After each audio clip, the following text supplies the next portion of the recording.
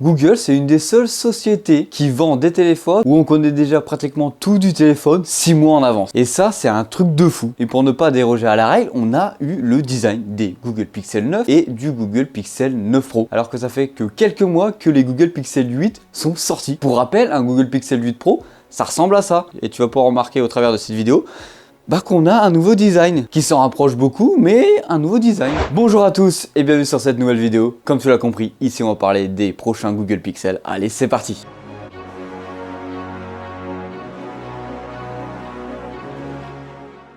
Bien sûr, comme d'habitude, on n'hésite pas à s'abonner, à liker et je vous en remercie. Ça y est, au moment où je tourne cette vidéo, on a atteint la barre symbolique des 10 000 abonnés. Maintenant, direction la grosse barre symbolique des 100 000 abonnés. À mon avis, ça arrivera pas avant 2025. Bon, rentrons dans le vif du sujet. D'où sortent les leaks de ces images concernant le Google Pixel 9? C'est encore une fois OneLeak qui nous a dévoilé tout cela. Alors, pour rappel, OneLeak, c'est un leaker ultra fiable concernant les designs des téléphones. Il suffit de regarder pour les S24, les Google Pixel 8, ils savaient déjà le design quelques mois en avance. Bon, trêve de monalité et rentrons dans le vif du sujet. Un Google Pixel 8 Pro, ça ressemble à ça. Maintenant, je te montre l'image du Google Pixel 9 Pro et je vais te laisser quelques secondes pour essayer de deviner les nouveautés qu'on a sur le design. Grossièrement, ce qui peut te sauter aux yeux au premier abord, c'est quoi? C'est le bloc photo à l'arrière. On dit adieu au bloc photo qui allait d'une tranche à une autre pour venir former un grand bloc rectangulaire. C'était la marque de fabrique depuis quelques générations des Google Pixel. Mais a priori, pour le Google Pixel 9 Pro, on oublie cela. On est sur un bloc photo bien centré avec des courbures assez arrondies où on peut remarquer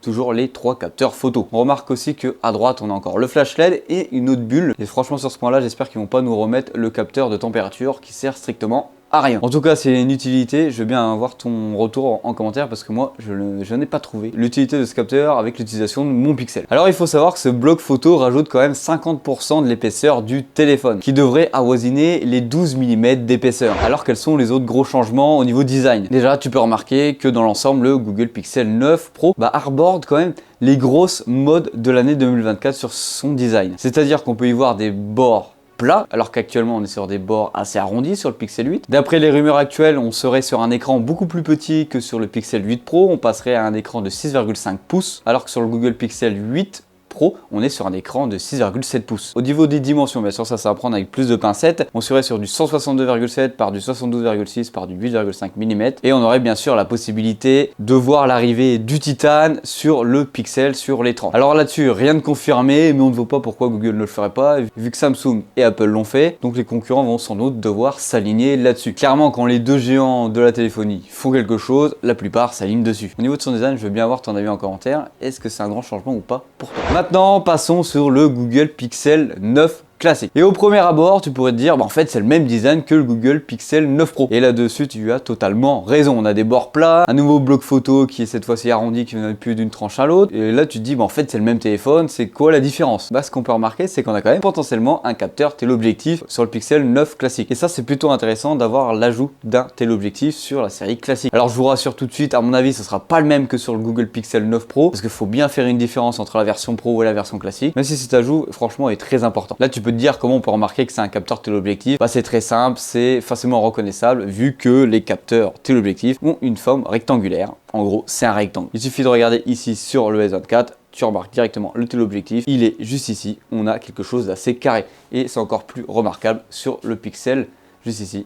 C'est directement carré, tu remarques directement où est le téléobjectif. Alors au niveau de l'écran, on passe sur un écran de 6,1 pouces avec des dimensions de 152,8 par du 71,9 par du 8,5 mm. Alors bien sûr, comme tout à l'heure, ça va prendre avec des pincettes les dimensions du téléphone. Niveau date de sortie, actuellement on n'en a pas, vu qu'on est encore aux prémices des news et des leaks, des rumeurs autour du Google Pixel 9. Mais comme d'habitude, c'est Google, ça tourne autour d'octobre, septembre, novembre, la sortie de leur nouveau téléphone. Bon, du coup, on arrive sur la fin de cette vidéo. Je veux bien avoir ton avis en commentaire sur les news qu'on a actuellement sur les Google Pixel 9. Tu avais réalisé bien sûr un article sur le site gigatof.fr il y a quelques jours au moment où la news est complètement sortie, mais entre temps on a eu aussi le design du Google Pixel 9 classique. Donc si tu veux avoir des petites news qui ne peuvent pas être dites en vidéo car ils sont entre guillemets trop condensés, je t'invite à aller sur le site Gigatop, il sera en description. Et encore une fois, merci pour les 10 000 abonnés.